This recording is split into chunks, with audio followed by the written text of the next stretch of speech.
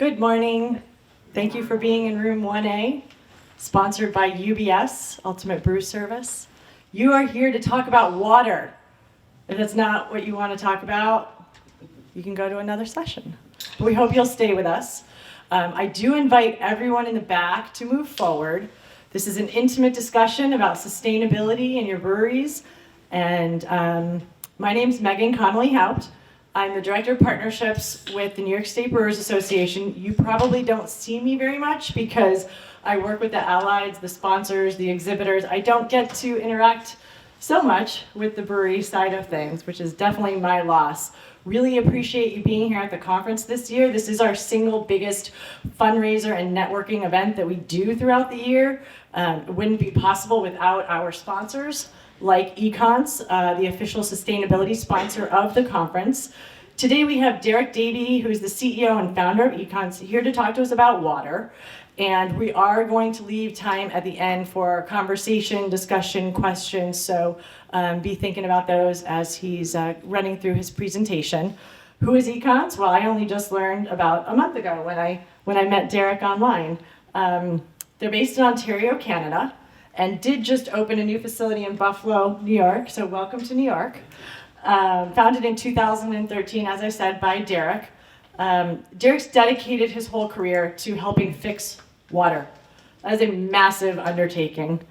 And his previous experience in water-intensive industries led him to witness firsthand the devastating effects of wastewater pollution. So I'm looking forward to hearing what Derek has to say. My background prior to joining the craft beer industry 8 years ago was in sustainability. I didn't choose this theme this week, but it is hugely important to me. I'm very passionate about sustainability in the brewing industry. It's like my two worlds merging together, and it's beautiful. And I hope you learn a lot throughout the whole conference, and especially in this session right now. So I'll turn it on over to Derek.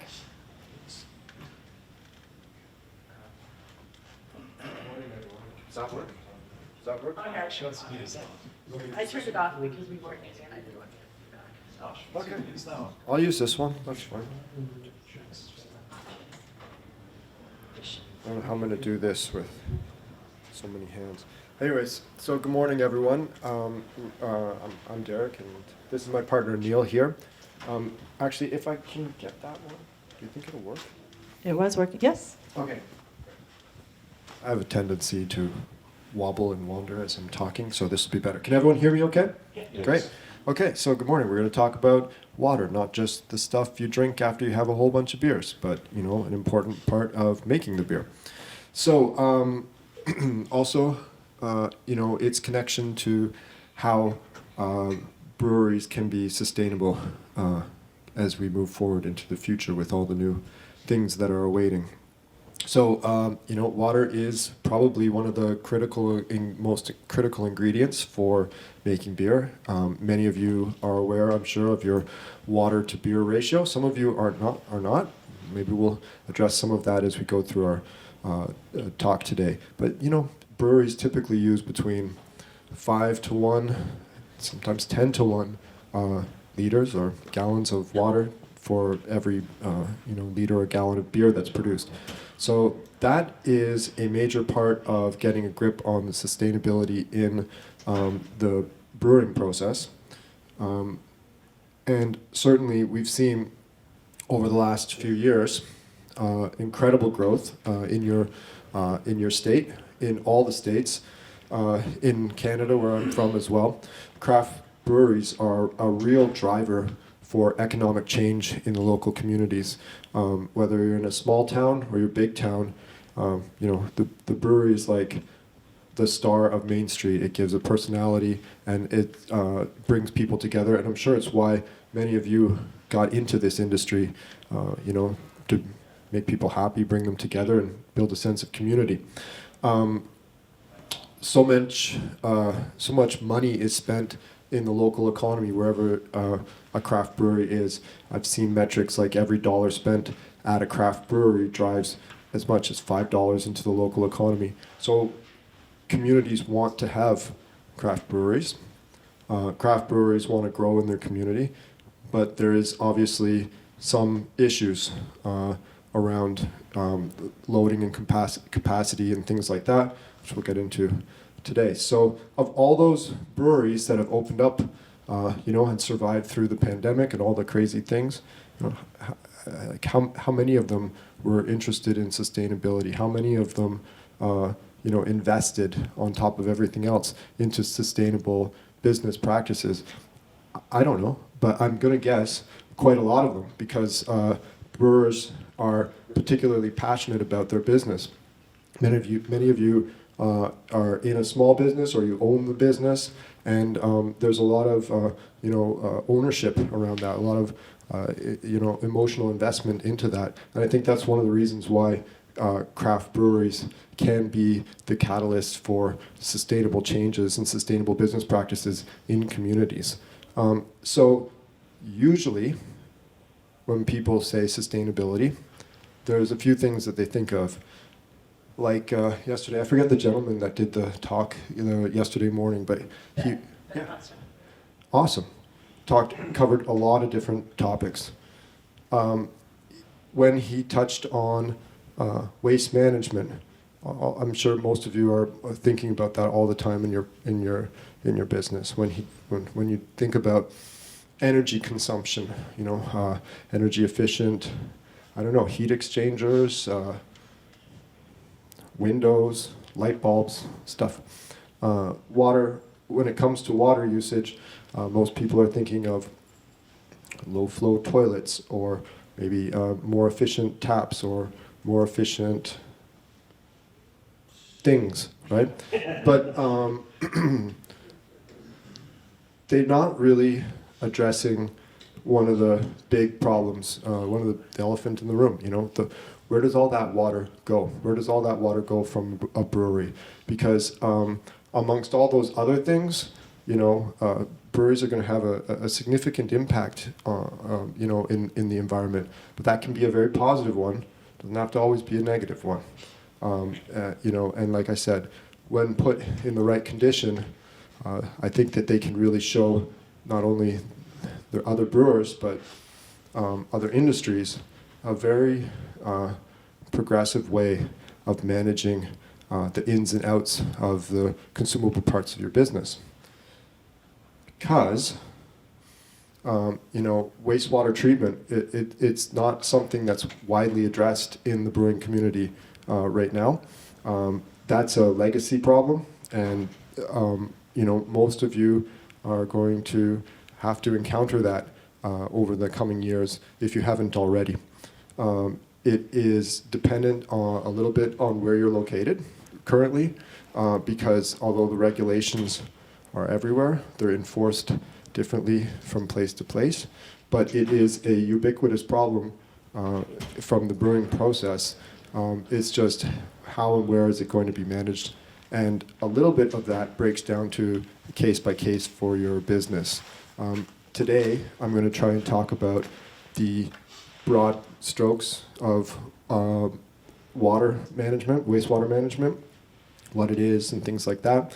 And then I'll show you a little bit of a video about it. And then I'll leave time, hopefully, if anyone has any individual questions, because, like I said, after the general stuff, it really does get down to a kind of case-by-case situation here. But one thing is for sure, as the craft brewing industry is going to be growing over the next few years, into the future, wastewater treatment is going to be a critical part of the make it or break it, because without it, the town or the community won't be able to grow either. There's going to be some limitations and things like that. So, let's get into this. I don't know if everybody here, well, maybe I should just show of hands, like, is everyone aware that the wastewater from the brewery impacts the town that they're in or the property they're in? I mean, it's not rocket science. It's like, if you ever go home covered in that stuff, you're like, yuck, this is disgusting. And there's a lot of it. So you've got different things in the water. I'll get into that in a sec. But what it does that is a challenge is that it presents a disproportionate loading to the wastewater treatment plant if you're in a community.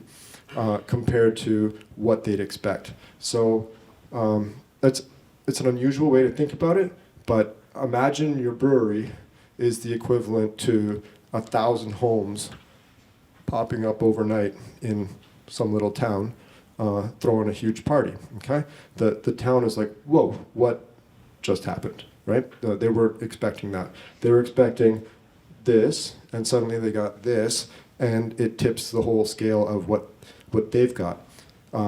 As the water goes through the magic hole in the floor, goes to the wastewater treatment plant, they have, for all intents and purposes, very fancy fish tank aquarium that treats and digests all the things that go down there. And they need to keep that in a sort of equilibrium, otherwise it gets out of balance and can't handle the effluent, and it turns from a treatment plant into a pipe, and then we end up with algae blooms and all sorts of other toxicity problems getting into the environment. If your brewery's on a rural property, well, just cut that part out, and you're just going straight to the problem, which is the environment can't handle the stuff coming from that. And when we got into this, helping businesses like yourselves and other businesses manage and treat their wastewater, it was not immediately apparent to me, but it is a real crossroads or real overlap between wastewater infrastructure and economic growth. So as the breweries grow, the towns are struggling with them. But as the towns can manage that, the breweries can grow, and then they can attract more businesses and more people in there. So it's either a lose-lose situation or it's a win-win situation for the community if you're able to manage those effluents. So let's talk about what it is. I call this Wastewater 101. I'm sure most of you are familiar with this. I don't know, has anyone here ever gotten a little letter from the town or community or environment, ... P.S. your water sucks and here's all the reasons why. So I'm just going to run through these terms, and if you don't know them, here you go. So total suspended solids. This is the stuff that doesn't sink, okay, after 5 minutes in the water, and I would describe it like milk in tea, okay? So it's hanging out there. Come back 5 minutes later, still there. Come back tomorrow, it's still there. So it's suspended. It's not sinking. It's hazy. And on behalf of your wastewater treatment people, thanks for using all the hazy beer additives. That's super awesome to try and fix. Can you quantify the size? If you were to look at a lab test, what would a total suspended solid, microns, ppms, what is? That is an excellent question. Neil? I don't know. Probably in the 5 micron range, something like that. But I don't think it depends on size. It's going to depend on time, right? So if you take a bunch of water in a cup, shake it up, put it there, after let's say a minute, you're going to see some sedimentation. Right. But you're going to see right. So the smaller the size, the more. not necessarily. Yes, but not necessarily. But I wouldn't say that if you ran it through a 5 micron filter, you're going to reduce your TSS, but you're still going to have TSS. But that might not be totally accurate, and I don't know the answer to that. It varies a lot. Yeah. 2 to 5 micron is sort of typical, but it depends on electrical charge of the particles, and it's a lot of weird sciencey stuff. But when they're repelling each other, they're not trying to sink. Zeta potential. Yeah. So sometimes it's bigger, sometimes it's a lot smaller, but really it's just like haze in the water column. It's kind of what it is. Where it becomes relevant in terms of the treatment process is you have settable solids. Okay, and I'm going to get into that in a slide. But the settable solids are going to be the things that I'm going to say most breweries are able to manage through physical operations, through their SOPs and through just collecting the settleable solids. Suspended solids are a little bit beyond your ability with just elbow grease to treat. That's where that's where the stuff starts to get into incremental levels, and that's why when you see a threshold limit, okay, for either the city bylaw or in EPA discharge kind of limits, your suspended solids are going to have a number that says we're going to measure this, and it's milligrams per liter in Canada or parts per million, and I don't know what it is here, but let's just assume it's something like that. Okay, cool. So you're going to have a limit, whether that's 300 or 10 or 1, okay? But your water from the brewery has the potential, without proper management, to go all the way up, as high as it can go, to the part that it will give the bylaw enforcement person a minor heart attack when they see like 5,000 TSS and you can put a fork in it and it'll stand up. So we'll manage that later. The next part is actually, I forget your name. Rachel. Mine is Rachel, yeah. Yeah, Rachel. So you've got your settleable solids, your suspended solids, and then you've got your dissolved solids, TDS. And those are the things that you can't really see, but they're definitely in the water. These are things like sugars, alcohols, things like that. Okay? That may or may not be measured by the city, but it is an important thing to think about when you're thinking about wastewater. And it is a very interesting way to think of it in size, going from large to small. Technically, that's probably right, but you can just think about it from, stuff that sinks fast, stuff that takes a long time or never settles, and stuff that's never ever going to settle because it's dissolved into the liquid. Okay, next parameters, the dreaded BODs. If you're over in Europe, they measure CODs, but in North America, for some reason, we measure BODs, which are biological oxygen demand. These are the things that are going to suck all the oxygen out of the water and choke the little fish and froggies and all the other good things. And, so the BODs from a brewery, along with the pH from a brewery, are typically the two things that you're going to be primarily attacked on because those are abnormally high compared to what your neighbor or regular business is putting into the sewer system. So BODs are a significant problem. Basically, just sugar, alcohol, beer. Okay, I'll go through it in a slide where it comes from, but that's basically a primary source of your BODs. CODs represent kind of a larger group. It'll be sort of the things like your cleaning chemicals and things like that in there, but mostly that's not as regulated. Those numbers are correlated. Your BODs are within your CODs, but forget that part. It's too much for now. Next part we've got is nutrients.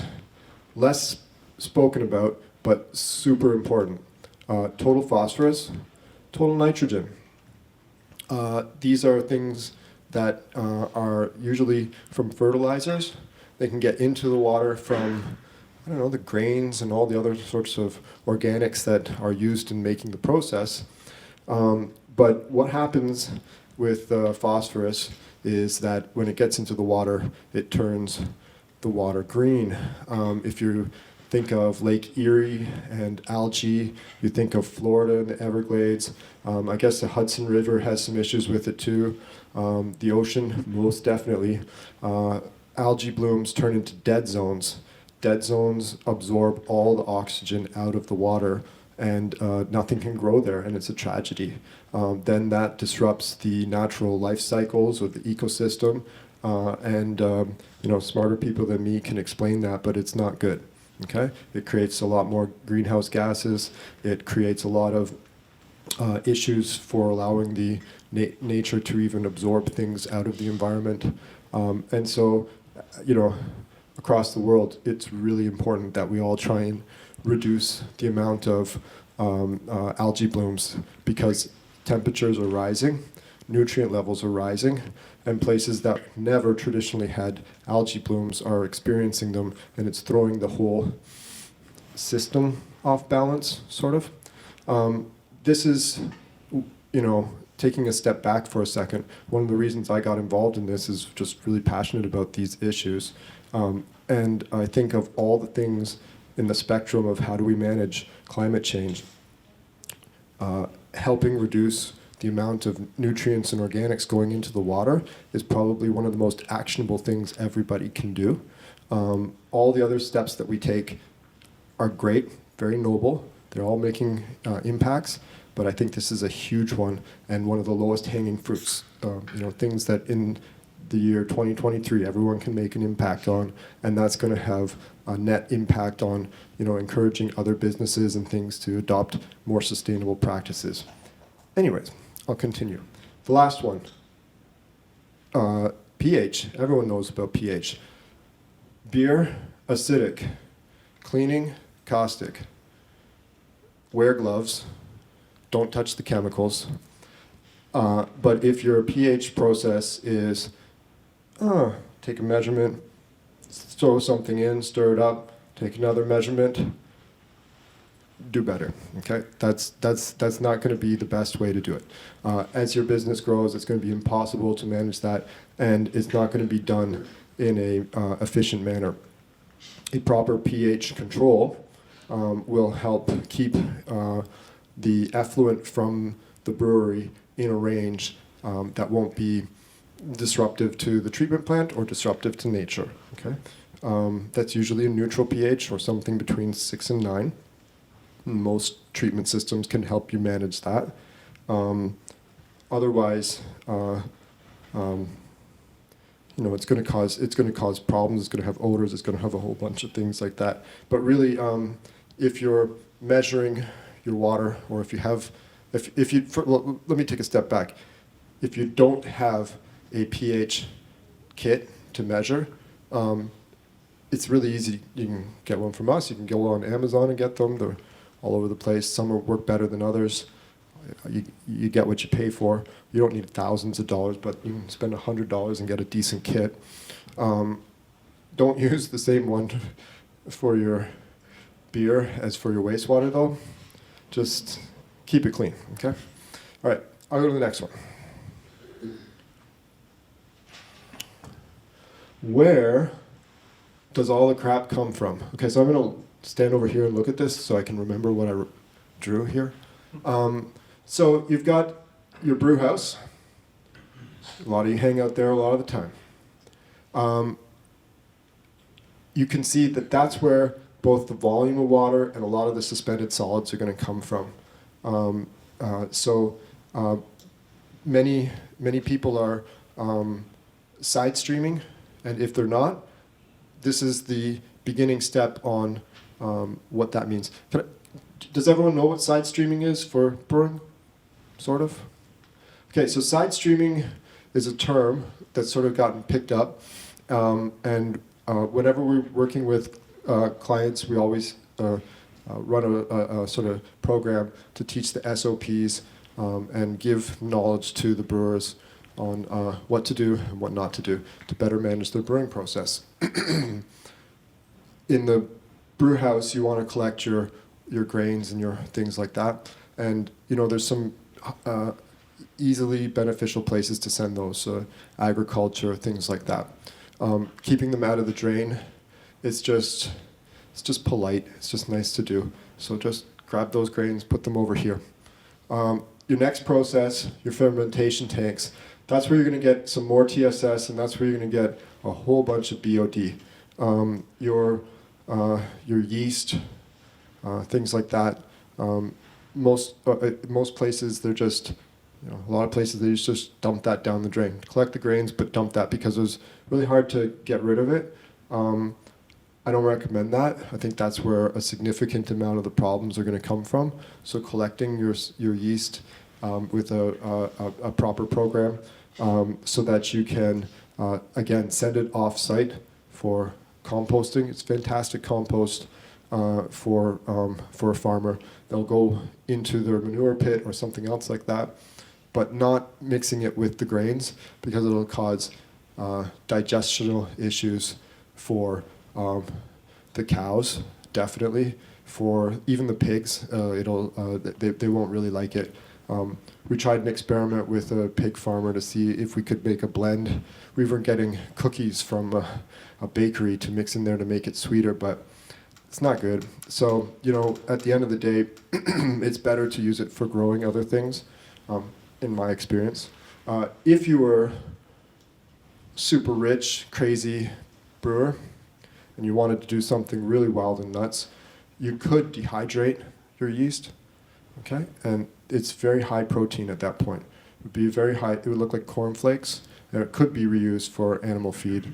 But there's a significant capital investment to do that, and not everybody's able to do that. And the industry's not connected or concentrated enough that anybody wants to step up and say, oh, I'll take your yeast, and I'll make protein shakes for pigs or something like that.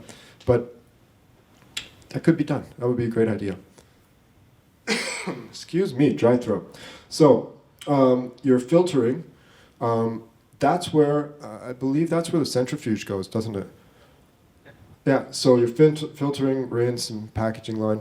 All that stuff, as you can see, you're going to get a lot more beer spillage and things like that.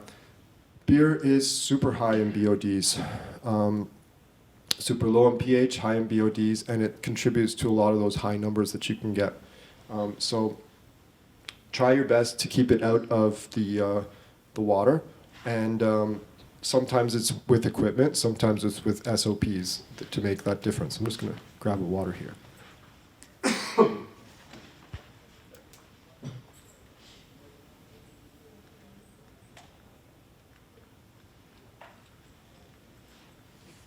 That's better. Did you have anything else you wanted to add to that? Okay. So, disgusting.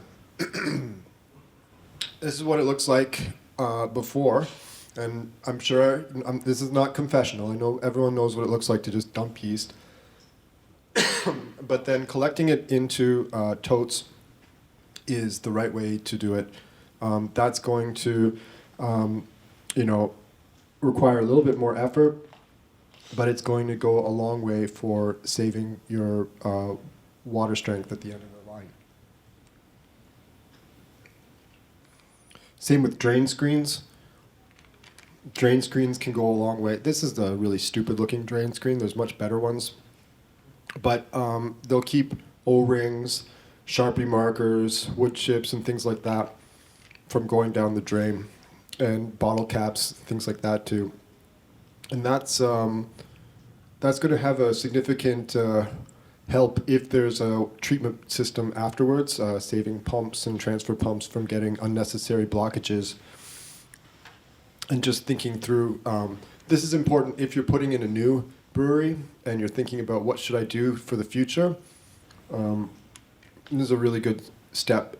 Retrofitting these in is challenging. But when you're sourcing or designing your trench system, definitely ask your architect or engineer to include basket filters and drain screens in there, just to collect all these things. And you'll save a fortune on Sharpie markers, I guarantee it. So, you may not have ever looked at your wastewater in such a way, but this is like morning, afternoon, and evening at one of the breweries. Different processes have different strengths. The BOD level in this, you'd think, oh, this is good versus that, but it's not necessarily so. pH could be out of spec on this, BODs can be high in that. You can't really see a BOD. And so this is just to show you why the towns struggle and are confused by brewery wastewater. Because, if just imagine this is a graph and it's just doing this, okay? For different parameters from morning to afternoon and day to day. And that confuses them. They're not used to seeing that much variation in process from SKU to SKU, from process to process, things like that. So, Addressing this is one of the second steps for helping get a grip on managing your effluent.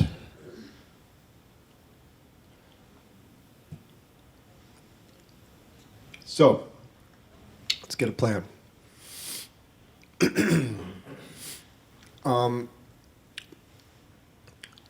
This is a really like 1, 2, 3. Okay? And this works for everybody, regardless of who you work with, whether you do it yourself, whether you hire a consultant, whether you call on a company like ourselves or Eneru or anyone else to do this type of stuff for you. You're 1, 2, 3. Get a plan, side stream, so that you can collect your high strength waste, the low hanging fruit, and send it off to a more beneficial reuse. Okay, off-site composting or something like that. A lot better than just dumping it down the drain. By the way, this is the advice for craft breweries that are kind of small to mid-size. If you're super huge and you've got millions of dollars, dump it into your anaerobic digester, make a bunch of waste, wahoo. But I'm assuming nobody here is a multi-millionaire to blow that kind of money. So welcome, here we go. This is what you do. You side stream your stuff, send it to the farm. Get a lid on your water use. If you haven't done a water audit, even just internally to say, yeah, where do we use the water? How much do we do? What is my beer to water ratio? Get a grip on that. At some point, you probably want to reduce that. If you reduce that first, you're going to be increasing the strength of your wastewater, so it might be a bad thing if you cut down the volume of the water without taking some of these other steps. So just get a grip of that, get an understanding of that before you take any actions, and then soon enough you can. And then the next step would be implementing a treatment strategy. And certainly there's many resources on the internet, many experts, many people you can talk to that can help you put together, and then the next step. This is no-brainer stuff. It works perfectly 100% of the time. Where am I sitting here? Oh yeah, your team. It's very important. I mean, I'm assuming most of you own your business, or at least are managing people in that business. It's very important to get everybody on board for this. There is a transition going on, and so you've got the legacy attitude, which is not entirely reserved for old dudes. A lot of new employees can also have bad attitudes, but it's only because they don't realize the importance of this. So it's your job to sort of communicate to your staff that, all right, I know we maybe did this like this before, but this is why it's very important to do it this way going forward. It's important to take ownership of this issue, and as a team, everyone can kind of help, because you're not always able to be there. You don't want it every time you leave, everyone just dumps stuff down the drain. It's going to be a mess. But we've seen through just regular meetings and kind of building a team strategy and a properly implemented SOP, everyone can get on board, and everyone takes great pride in working at a sustainable business. It's absolutely true. And now treatment. Okay, so after you've done everything you can, we could take it from totally horrible, 50% better. Then the next step is get a treatment plan. Probably one of the first and earliest things you put in would be a balancing tank or equalization tank, something to be able to take the peaks and valleys out of it. And then that can become your place for your next incremental piece of treatment.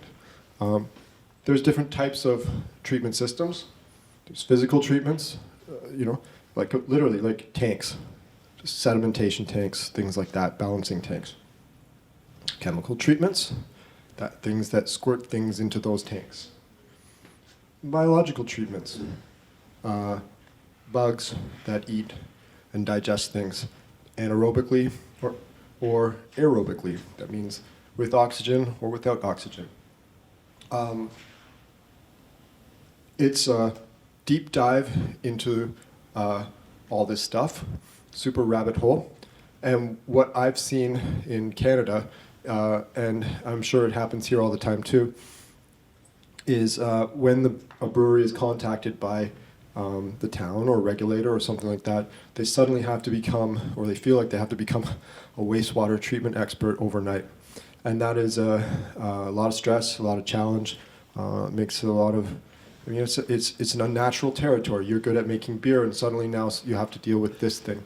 I like to think that what Neil and I have been working on is trying to help make that understanding that transition easier so that a lot of pressure comes off of you guys so that you can get back to doing what you do best. But part of that is being a good business manager and putting the right things in place so that way your business can operate without going off the rails. So let's get to the next one.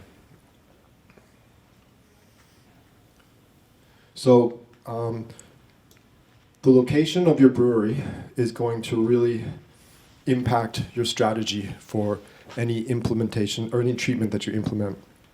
If you're in an urban place, so you're in a municipality, you're discharging into a sewer, or you're in a rural property and there really isn't anywhere for the water to go. And trust me, the lake, the creek, the river is not a place for the water to go. So based on this, you're going to figure out what is the right strategy for you guys, and there's other things you have to consider. For instance, if you're in a town, you're going to be dealing with the municipal bylaw, which is going to say you can't discharge water, bop, bop, bop. Now, if you're in a town and you're like, that makes no sense, they said we can dump everything. Okay, do it, but there will be a time where that can change, and unfortunately, that can change with the stroke of a pen overnight. So at the minimum, have a strategy in place so that if and when they do change those things, you're not caught off guard by that. But you're discharging into an infrastructure system that is most likely stressed, outdated, and in need of an upgrade, and your waste can negatively impact that. So you have to abide by their effluent regulations. And like I said in the previous slide, putting a plan together, 3-step plan, usually gives you enough runway to let that, so that they will say, okay, I like that plan, I see like where that's going, and you can, turn something from panic into action, and they'll like that. If you're in a rural area, you're going to be dealing with septic systems, you're going to be dealing with the Ministry of, or the EPA, environmental laws and things like that, and you're going to either have to treat the water all the way to a level that's suitable for environmental discharge, or into your subsurface system, like your septic, or an alternative for non-potable reuse. And with that, I'm going to show you a quick video, if we still have time. Am I supposed to stand here for something? All right. Yeah, we have time for 20 minutes. Should I take a most? Okay, so I'm going to show you a quick video about one of the projects that we did. And it was a brewery on a farm, and I hope it's going to speak for itself here. Just one sec. Well, Derek set that up just to show hands. Who here is in a rural brewery? 3. Okay, so I'm assuming everyone else is urban? Well, all of these things still apply. So.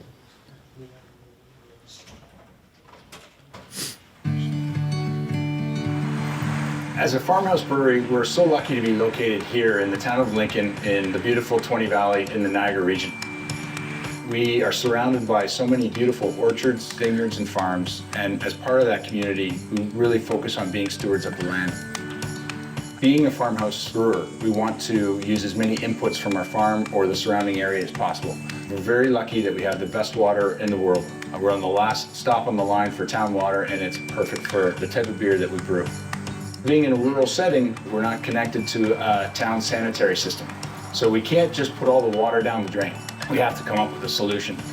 As part of our culture, we believe in sustainability. We're very focused on water conservation, and knowing that all the farmers around us who have been here over 200 years have been engaged in the stewardship of the land, we want to be the same. We had an opportunity to do something different instead of just hauling that water to a wastewater treatment facility. It's a challenge, we've worked through it, and we're really excited to talk about it here today.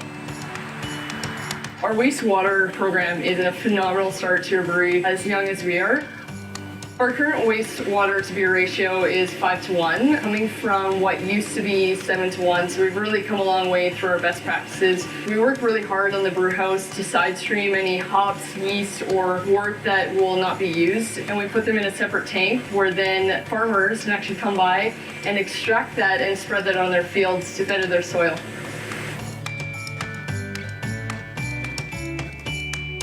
We build water and wastewater purification systems for different niche industries. It means that we help transform water back into its original state. That helps businesses like brewers manage their water on site so that they can meet requirements, meet regulations, and grow their business in a sustainable way. Traditional wastewater treatment technology has a massive footprint. What we've done with the BrewClean system is compacted that into a small electromechanical machine that fits inside of a water treatment building and processes all of their effluent so that way it can be reused and keep their footprint small. This is a zero waste site. Everything is reused.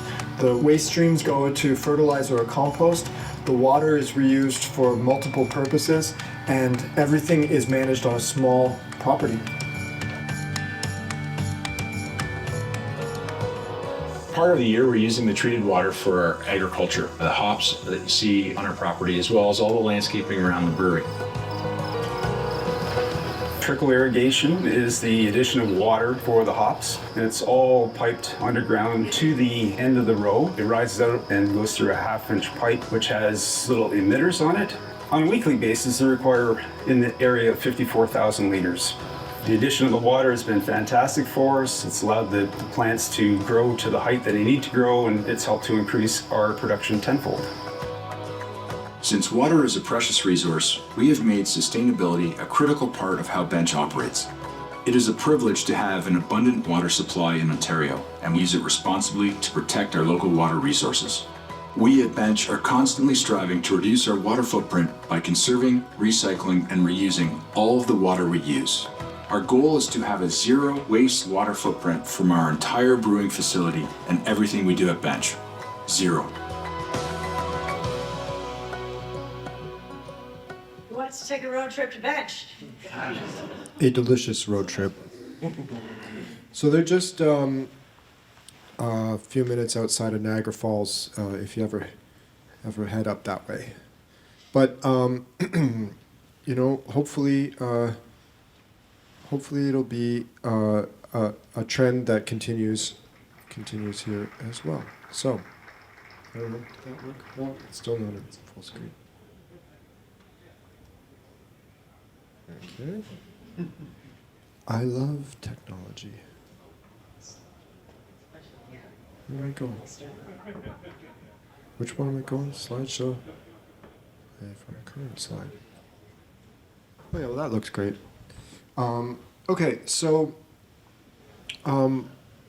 that's the part that I wanted to tell everybody. That video was shot while I still had money for haircuts, but since then we've been working with all different types of breweries of all different sizes across Canada, and now, as we mentioned before, we just opened our new shop in Buffalo, so we can help all of the breweries down in the U.S. as well.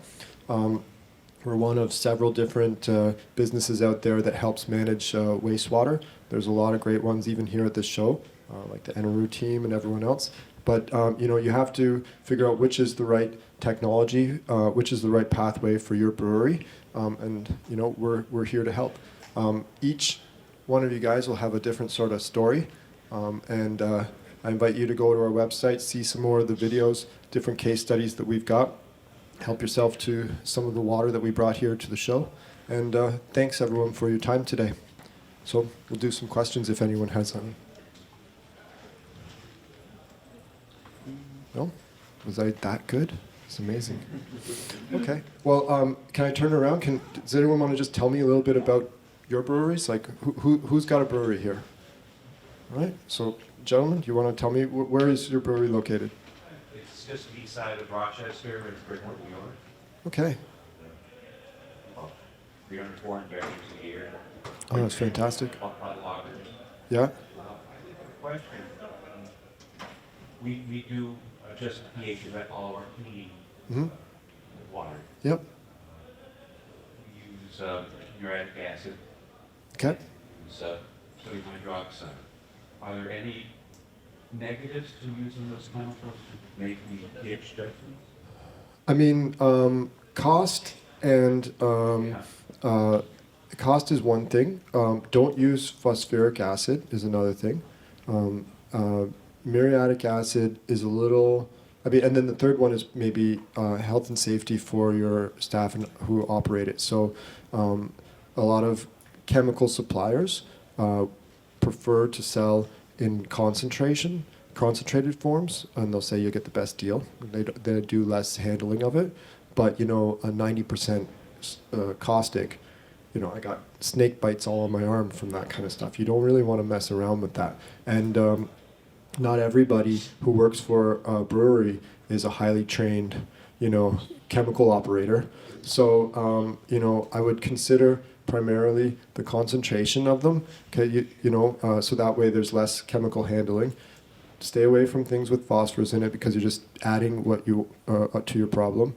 And I think there probably is some better acids that have a little bit more appropriate strength because not every acid is of the same length, same degree. But let me ask you a question. For the size of your brewery, are you using? I suppose if you're slightly smaller, you're doing more of a a more equal brew to cleaning ratio rather than 3-4 brews to 1 clean. So your wastewater tends to be on the base side a little bit more higher, like 9, 10, 11. That's why you have to bring it down. Yes, it's actually sometimes up in the 11. Yeah, it's unusual, but it's always the breweries that do more cleaning that we see that compared to most of the other ones. I don't know if anyone else has been measuring their waste. Most breweries are acidic and they're adding caustic only. It's not terrible. It's just use the right acid to bring it down. Use a proper balancing tank so it's not just squirting in as it's going through the pipe. And by all means, we can talk some more about that after the show to make it more manageable and less dangerous. But just quickly, instead of muriatic, consider sulfuric acid. Well, that's a great point. Problem I found, well, my assistant, his wife is a chemical engineer at Harris, and there's something, I can't remember the name of it, where sulfuric and phosphoric creates a very, very dangerous chain of events that create heat and are very, very difficult then to move the pH. I wish I could remember the name of it, I'm sorry. We haven't encountered that. We have been cautioned against using sulfuric for that reason. Interesting. Okay, that's not something I would. We were recommended to use sulfuric by our wastewater. That's always what I recommend. It's dangerous. Don't mess around with it. Yes. But yeah, Respect and you it. also don't through our dosing and balancing, we use tiny amounts, like under 100 gallons a month. So Yeah, it's going to depend on the pH balance of your brewery. But we use them across a lot of industries. Nothing's blown up from it yet. Knock on wood. The concern I have with muriatic acid is you're going to release chlorine gas into the air as it does its reaction. And Yeah. so you can have some fume issues. Yeah. We wear masks, Oh, yeah. gloves. One of the breweries that was using muriatic acid, the entire region around it, including all the stainless, pitted and rusted in about a week. That was the other concern. The chlorine and the muriatic acid can hit stainless steel. So depending on Yep. what vessels you're using it in, or if it's going into your piping, you can see some issues that way. So recently, we've been using it in a 55-gallon drum that's been cut in half, with plastic. Gotcha. We got a new system, however, and are considering, and maybe not now, treating in the vessel once the CIP is done. Well, you got some interesting Thank you. interesting ideas, but I would look at I would get a couple eyes on that before you make a decision, okay? Just for safety. Anyone else want to tell me about their brewery? We have 7 minutes. Would you like to tell us about your brewery? It was really cool. My brewery's, Yep. yeah. Go ahead. My brewery's in the past. Okay. I brewed in the 1980s. Oh yeah. Now I'm helping other people start breweries, so I don't have. Did you have stubby bottles, or did you have stubby bottles, or were you after those stubbies? No, we had Newman Dell cubes, so they were 1 liter Okay. water carriers, and that's how we sold our brown. Okay. That's fantastic. Growlers. Right. Before growth. We're talking 1980s here. That's awesome. That's awesome. Anyone else? Does everyone know Bill Newman? Right here? He's really, I mean, real legacy celebrity in the New York craft beer history. Really, it's nice to have you here at the show. Thank you. Yeah, and thanks for coming, Bill. Yep. When I was a craft brewer in New York State, I was the first one. It was in 1980, way back when. Nobody had any idea. We weren't called craft brewers. We weren't even called mic brewers. We were called boutique brewers because we were all really small. So I went to England and I studied with Peter Austin. I came back and after 4 months apprenticeship, I made English ales about a mile from here. So that's my history. Important question. What is your favorite type of beer? What's that? What is your favorite type of beer? Well, I still have affinity for English ales. Good malty ales, spicy hops, and getting that brew, as we're all brewmasters, it's all about getting that perfect balance between the two. And you're there when your customer has a nice glass of beer, that old-time customer, and it's a little darker than the old-fashioned just Budweiser and Genesee, and it's got that nice thick head on it, and you stick your nose in it, and that's because when your customers, they go like, oh my God, you make the best, freshest beer in the world, and you're onto something. All right, so who here does a good one then? Recommend us. Yeah. Community Beer Works does the Whale, which is a brown ale. It's won a couple of golds. Oh, all right. Great beer. Awesome. And where's and can you They're tell in everyone where's Buffalo. your communities in Buffalo, Community right? Beer Works is in Buffalo. Yeah. That's great. First, I don't. New customers over here. English violets sell in Buffalo, it makes no sense. Well, we're not, I've seen it, but in Buffalo they sell. I think there's just a lot of Irish people. That's a good customer base. I like it. I like it. Which, Well, listen, everyone. Thank you so much for coming today, and I invite you all to take some of our water that we brought for you. And of course, we're easy to find. So if you have any questions, we've got a booth upstairs. We're online. You can find us anytime, and we're happy to help. Cheers. Thanks.